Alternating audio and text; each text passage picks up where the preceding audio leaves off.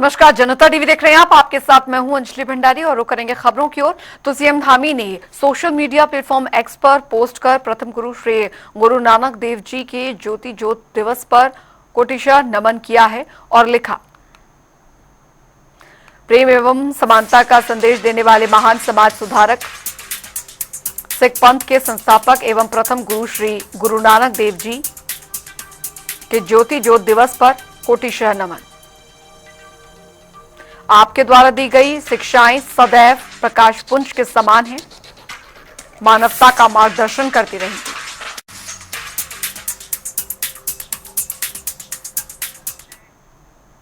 वहीं विश्व पर्यटन दिवस के मौके पर सीएम धामी ने प्रदेशवासियों को बधाई दी और सोशल मीडिया प्लेटफॉर्म एक्स पर पोस्ट किया और लिखा कि समस्त प्रदेशवासियों को विश्व पर्यटन दिवस की हार्दिक बधाई एवं शुभकामनाएं। उत्तराखंड की अद्वितीय सुंदरता, हरे भरे पहाड़ों, शीतल जलधाराओं और शांत झीलों में छिपा सौंदर्य मन को मंत्रमुग्ध कर देने वाला है। यह पर्यटन रोमांच, अध्यात्म और शांति का एक अनूठा संगम है। पर्यटकों को सुरक्षित, स्मरणीय और सकारात्मक यात्रा अनुभव प्रदान करना हमारी सरकार का संकल्प है और इस दिशा में हम पूरी प्रतिबद्धता के साथ कार्य भी कर रहे हैं। आइए आप सभी का नैसर्गिक सौंदर्य से परिपूर्ण उत्तराखंड में हार्दिक स्वागत एवं अभिनंदन। उधर बीजेपी प्रदेश मुख्यालय में पार्टी के सदस्यता अभियान को लेकर मंडल स्तरीय समीक्षा बैठक शुरू हो चुकी है और इस बैठक में विधायक, सांसद, राज्यसभा सांसद और कई पदाधिकारी मौजूद हैं। वहीं बैठक में पहले बीजेपी प्रदेश अध्यक्ष महेंद्र भट्ट ने कहा कि आज सदस्यता अभियान को लेकर समीक्षा बैठक हो रही है, जिसमें सभी जिलों के प्रभारी, विधायक और पार्टी के कई पदाधिकारी शामिल हैं। आगे किस तरह से अभियान को मजबूत बनाना है, इस पर चर्चा होनी है। हमारा सेकंड चरण प्रारंभ होगा। हमारे सारे मोर्चे प्रकोष्ठा अपने क्षेत्रों में, किसान मोर्चा किसानों के क्षेत्र में, युवा मोर्चा युवाओं के बीच में जाकर, महिला मोर्चा महिलाओं के बीच में सदस्यता अभियान को गति देगा और जिन क्षेत्रों में सदस्यता कम हुई है उन क्षेत्रों में सदस्यता बढ़ाने के लिए कार्यकर्ताओं आह्वान करेंगे। उधर उत्तराखंड कांग्रेस प्रवक्ता मोहन काला ने दरअसल बीजेपी की ओर से राहुल गांधी का पुतला फूंकने पर तंज कसा और कहा कि संविधान बदलने की सोच रखने वाली बीजेपी 4 राज्यों के चुनाव को देखकर आरक्षण प्रेम की बात करने लगी है। आगे उन्होंने क्या कुछ कहा, सुनिए।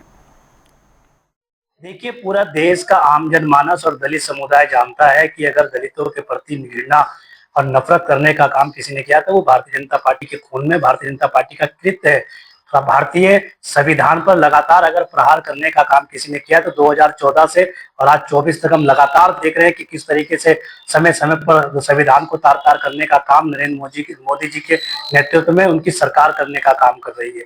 और जो लोग आज राहुल गांधी जी के बयान को गलत तरीके से पेश करके उनके पुतले जलाने का काम कर रहे हैं, उन नेताओं को मेरा सुझाव है कि वो नेता तब कहां थे जब 2 अप्रैल 2018 को आरक्षण में बदलाव करने का काम जो है केंद्र की सरकार ने किया था और जिसमें 15 से ज्यादा अधिक दलित समुदाय के नौजवानों ने अपनी जान गंवाने का काम किया था। वो तब कहां थे जब उनके तमाम बड़े नेता, चाहे वो सांसद अनंत हेगड़े हो, चाहे लल्लू सिंह हो, चाहे वो उनके धर्मपुरी अरविंद हो, चाहे ज्योति मिर्धा हो, ऐसे तमाम नेता, यहाँ तक कि प्रधानमंत्री नरेंद्र मोदी जी के जो आर्थिक सलाहकार परिषद के जो अध्यक्ष हैं विवेक देवराय, वो तक संविधान बदलने की बात कर रहे थे। तब ये पुतला जलाने वाले कहां गायब थे जो आज राहुल गांधी जी को आरक्षण विरोधी बताकर उनका पुतला जलाने का काम कर रहे हैं। उधर आपको बता दें कि तिरुपति मंदिर के प्रसाद में मिलावट होने के मामले के बाद अब उत्तराखंड सरकार भी पूरी तरीके से अलर्ट मोड पर है। बता दें कि देवभूमि के मंदिरों में मंत्री सतपाल महाराज ने प्रसाद की पवित्रता का खास ध्यान रखने के निर्देश दिए हैं। उन्होंने कहा कि हम इस बात का ध्यान रखेंगे कि प्रसाद में किसी भी तरह की मिलावट ना की जाए। ये लोगों की आस्था से जुड़ा विषय है। आंध्र प्रदेश के विश्व प्रसिद्ध तिरुपति मंदिर के अंदर जो प्रसाद के अंदर मिलावट हुई है, बड़ा दुर्भाग्यपूर्ण विषय है और हमने यहाँ से निर्देश दिए हैं कि कोई भी मिलावट की वस्तु जो है रसोई में ना पहुँच पाए और प्रसाद के अंदर कोई भी एडल्ट्रेशन ना हो। तो इसको रोकथाम के लिए हमने निर्देश दिए हैं और ये हमारी आस्था के साथ खिलवाड़ है, ये नहीं होना चाहिए और प्रसाद जो है पवित्रतम वस्तुओं से बनना चाहिए। इसलिए जिस भी सामग्री से प्रसाद बनता है उसमें कोई मिलावट ना हो, ऐसा हम सुनिश्चित कर रहे हैं। इसकी सैंपलिंग होगी और इसके साथ साथ जो आंध्र प्रदेश में जो जांच हो रही है उस रिपोर्ट की भी हम लोग प्रतीक्षा कर रहे हैं, उसका भी अध्ययन करके निश्चित रूप में हम आगे बढ़ेंगे। पर इस समय हमने अपने सचिव धर्मस्व को निर्देश दिए हैं कि प्रदेश में जहां जहां भी भगवान का प्रसाद भोग बनता है वहां किसी प्रकार की मिलावट की वस्तु ना पहुंच पाए। उधर उत्तराखंड में बीजेपी का युद्ध स्तर पर सदस्यता अभियान जारी है। सदस्यता अभियान के तहत बीजेपी की मेंबरशिप 12 लाख के आंकड़े को पार कर चुकी है। वहीं इस पर जानकारी देते हुए बीजेपी प्रदेश उपाध्यक्ष ज्योति प्रसाद गैरोला ने कहा कि बीजेपी का सदस्यता अभियान तेजी से चल रहा है। अब तक 12 लाख से भी अधिक लोगों ने पार्टी की सदस्यता ले ली है। इसे और बढ़ाने का प्रयास किया जा रहा है। पार्टी उत्तराखंड प्रदेश ने कल तक लगभग 12 लाख की सदस्यता को अचीव किया है। 25 सितंबर पंडित दीनदयाल उपाध्याय जी की जन्म जयंती के अवसर पर भारतीय जनता पार्टी ने संकल्प लिया था कि हम प्रत्येक बूथ पर जाकर 100 नए कार्यकर्ताओं को जोड़ने का काम करेंगे। लगभग कल के विशेष अभियान के बाद भारतीय जनता पार्टी 12 लाख की सदस्यता को पार किया है और मुझे लगता है कि आने वाले दिनों में भारतीय जनता पार्टी ने जो उत्तराखंड में लक्ष्य तय किया है हम उस लक्ष्य को पार कर लेंगे। जहां तक कांग्रेस का प्रश्न है, कांग्रेस अब एक ऐसा राजनीतिक दल बन गया है जो डेमोक्रेटिक सेटअप पर काम नहीं करता है। हमारी बहुत खुली सदस्यता है।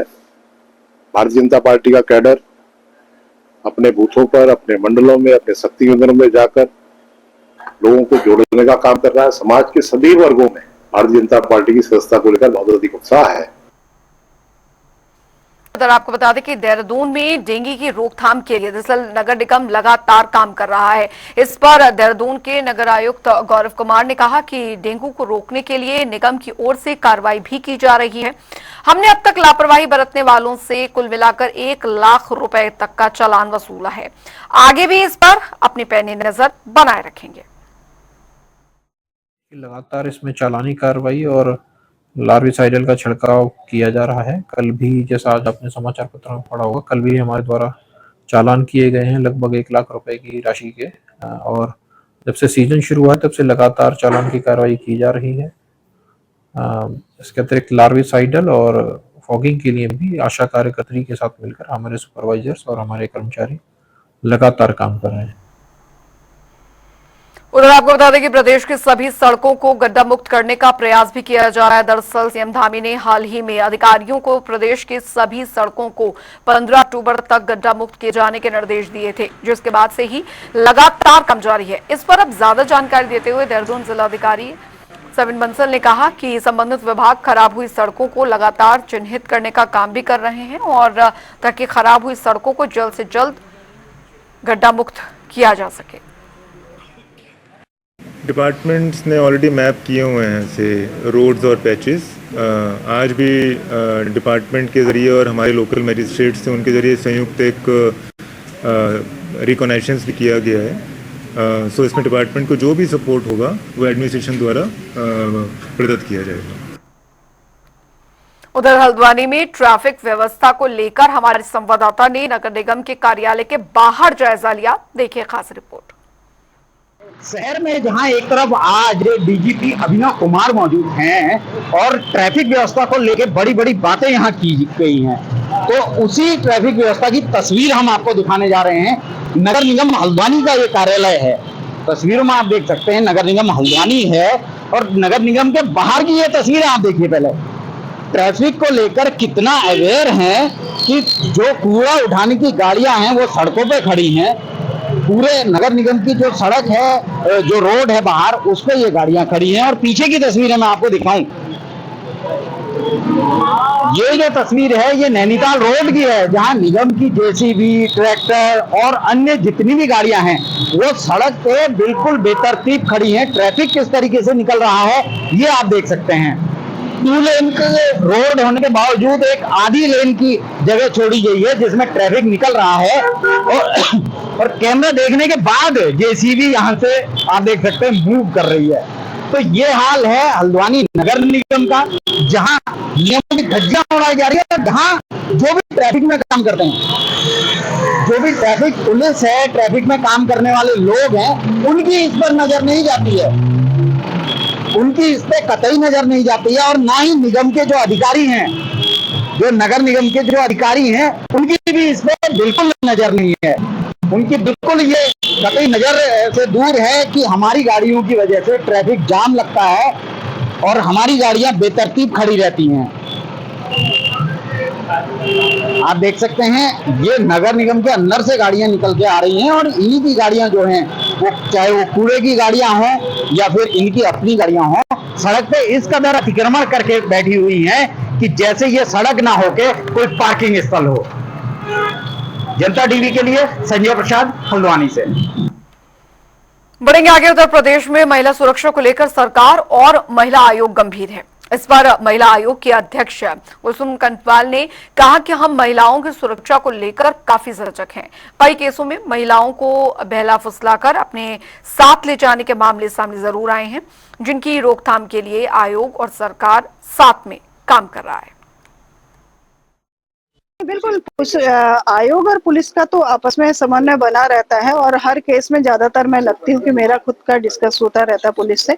और बहुत सारे तो हमने जो आयोग के पास आते हैं उनका निस्तारण भी हम करवाते हैं। कई बार तो क्या होता है कि रात तक टेलीफोन आते हैं मुझे कि आज ये बेटी चली गई है, तो उसमें मैं संबंधित जो भी जिला होता है वहाँ के SSP से बात करती हूँ और बहुत हम बेटियों को हम वापस लाए हैं। इसलिए मैं आपके माध्यम से कहना चाहती हूँ कि आज विभिन्न माध्यमों से बच्चे हमारे भटक जाते हैं, सोशल मीडिया के माध्यम से, और भी कई बार क्या होता है कि कुछ लोग ऐसे होते हैं कि जो गांव में चले जाते हैं और फेरी के रूप में जाते हैं और तो उनकी पहचान नहीं हो पाती है और हमारे जो पहाड़ की महिलाएं होती है, भोली वाली होती हैं, तो कहीं ना कहीं वो अपने उसमें बहला फुसला के उन्हें ले जाते हैं। तो इसको कैसे रोकथाम हो, इससे सरकार भी इसमें काम कर रही है। माननीय प्रधानमंत्री नरेंद्र मोदी जी और माननीय मुख्यमंत्री जी की भी बिल्कुल महिलाओं को लेकर बहुत संवेदनशील है और उत्तराखंड राज्य महिला आयोग पूरी तरह से महिलाओं के साथ खड़ा है कि किस तरह से महिलाओं को सुरक्षित रखा जाए। उधर आपको बता दें कि मसूरी में SDM के निर्देशों के बाद लोगों को यातायात नियमों के बारे में जागरूक किया जा रहा है। इसके साथ ही यातायात नियमों का उल्लंघन करने वालों पर कार्रवाई की जा रही है। वहीं इस पर जानकारी देते हुए नायब तहसीलदार कमल राठौड़ ने बताया कि SDM के निर्देशों के बाद मसूरी में लगातार यातायात नियमों का पालन कराए जाने को लेकर अभियान चलाए जा रहे हैं। बिना हेलमेट के ट्रिपल राइडिंग आदि कर रहे थे, तो उस चीज़ को मेंटेन करने के लिए हमने जो अभियान चलाया जा रहा है और सभी लोगों को समझाया भी जा रहा है, चेतावनी भी दी जा रही है। और सभी अभिभावकों से भी अपील है मसूरी वासी से कि कृपया नियमों का पालन करें भी और अपने बच्चों को भी सिखलाएं कि नियमों का पालन, हेलमेट लगाना इत्यादि अति आवश्यक है, जो नियमों के लिए भी आवश्यक है। उधर देहरादून के परेड ग्राउंड में पानी की टंकी में 2 बेरोजगार युवा चढ़ गए, जिससे कि प्रशासन में हड़कंप मच गया। बता दें कि बेरोजगार युवाओं की विभिन्न मांगों को लेकर उत्तराखंड बेरोजगार संघ के प्रदेश उपाध्यक्ष राम कंटवाल सहित अन्य सदस्य पिछले कई दिनों से भूख हड़ताल कर रहे हैं। उनका आरोप यही है कि इतने दिन हो गए हैं पर बावजूद इसके प्रदेश सरकार की ओर से उनकी कोई सुध नहीं ली गई। वहीं उत्तराखंड बेरोजगार संघ के अध्यक्ष बाबी पवार ने कहा कि यदि सरकार ने युवाओं की मांगों की अनदेखी की तो आंदोलन को उग्र किया जाएगा। देहरादून में हमारे उत्तराखंड बेरोजगार संघ के 2 साथी पानी की टंकी पे चढ़ गए हैं। वो इसलिए कि सरकार द्वारा लगातार प्रताड़ित युवाओं को किया जा रहा है। उनकी जो जायज मांगे हैं उन मांगों पर सरकार का कोई ध्यान नहीं है। उत्तराखंड सरकार के मंत्री, मुख्यमंत्री, विधायक भले ही जम्मू कश्मीर, हरियाणा तक प्रचार करने चले जाएं, परंतु धरना स्थल पर युवाओं की पीड़ा को जानने वो नहीं जा रहे हैं। मैं कहना चाहूंगा कि जो युवाओं की जायज मांगे हैं उन मांगों को यदि शीघ्र ही पूरा नहीं किया गया, युवाओं को न्याय नहीं दिया गया, तो आज मैं अन्ना हजारे जी का ऑफिस में हूं और कल सुबह अन्ना जी से मीटिंग है, उसके उपरांत उत्तराखंड आऊंगा और अपने जो अगले कदम होंगे वो जरूर उठाए जाएंगे। के नैनीताल जिले का छोटी हल्द्वानी गांव दरअसल टूरिस्ट प्लेस बन गया है और बता दें कि उत्तर भारत की पहली आयरन फाउंड्री 1856 में नैनीताल जिले में कालाडूंगी के पास छोटी हल्द्वानी गांव में खोली गई थी। ये फाउंड्री दरअसल पर्यटकों के लिए भी बहुत खास बन गई है। इस इलाके में काली चट्टानों की खोज के बाद अंग्रेजों ने इस फाउंड्री को बनवाया था और यहां से आयरन निकाला जाता था। आसपास के जंगलों की बर्बादी की वजह से इसे 1876 में बंद कर दिया गया था। देखिए खास रिपोर्ट। उत्तर भारत की पहली आयरन फाउंड्री 1856 में उत्तराखंड के नैनीताल जिले में कालाढूंगी के पास छोटी हल्द्वानी गांव में खोली गई थी। ये फाउंड्री अब पर्यटकों के लिए भी बहुत खास बन गई है। इस इलाके में काली चट्टानों की खोज के बाद अंग्रेजों ने इस फाउंड्री को बनवाया था। यहाँ से आयरन निकाला जाता था। आसपास के जंगलों की बर्बादी की वजह से इसे 1876 में बंद कर दिया गया था। हमारे देश में रेलवे का डेवलपमेंट कर रहे थे अंग्रेज, तो उनको लोहे की आवश्यकता पड़ी, तो यहाँ पर आयरन ओर पाया जाता है। उस आयरन ओर को गला के इस भट्टी में यहाँ पर लोहा तैयार किया जाता था।